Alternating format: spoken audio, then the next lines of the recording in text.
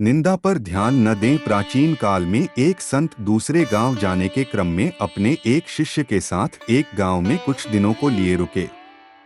गांव के लोग संत के पास अपनी समस्याएं लेकर पहुंचने लगे। संत बहुत विद्वान थे। वे अपनी बुद्धि से सभी परेशानियों को दूर करने रास्ता बता देते थे। संत की कुछ ही दिनों प्रसिद्धि पूरे क्षेत्र में फैल गई। संत रोज प्रवचन भी देते थे। उनके उपदेश सुनने के लिए गांव में दूर दूर से लोग आने लगे। संत की बढ़ती प्रसिद्धि को देखकर गांव के एक पुजारी को जलन होने लगी। वह सोचने लगा कि इस तरह तो उसके भक्त भी संत के पास पहुंचने लगेंगे। पुजारी जलन की वजह से संत को शत्रु मानने लगा था। पुजारी ने संत की छवि खराब करना शुरू कर दिया।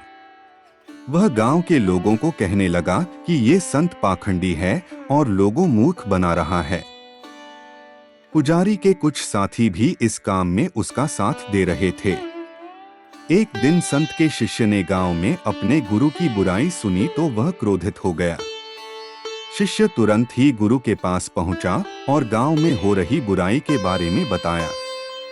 संत ने शिष्य की बातें सुनी और कहा कि हमें इन बातों पर ध्यान नहीं देना चाहिए।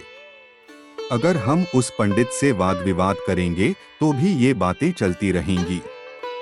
जिस तरह हाथी पर कुत्ते भौंकते हैं, लेकिन हाथी अपनी मस्त चाल में चलते रहता है, ठीक उसी तरह हमें भी ऐसी बुराइयों पर ध्यान नहीं देना चाहिए। अपने काम में मन लगाना चाहिए। संदेश यह जरूरी नहीं कि हर व्यक्ति आपके पक्ष में हो। समाज में कुछ लोग हमारे पक्ष में होते हैं तो कुछ विपक्ष में भी होते हैं।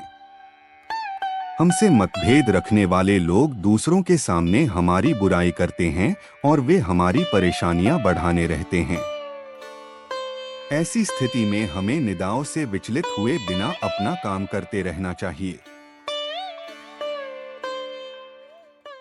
बाबा जय गुरुदेव के वचन और भजन रोजाना सुनने के लिए गुरु के वचन चैनल को सब्सक्राइब करें, लाइक करें, शेयर करें।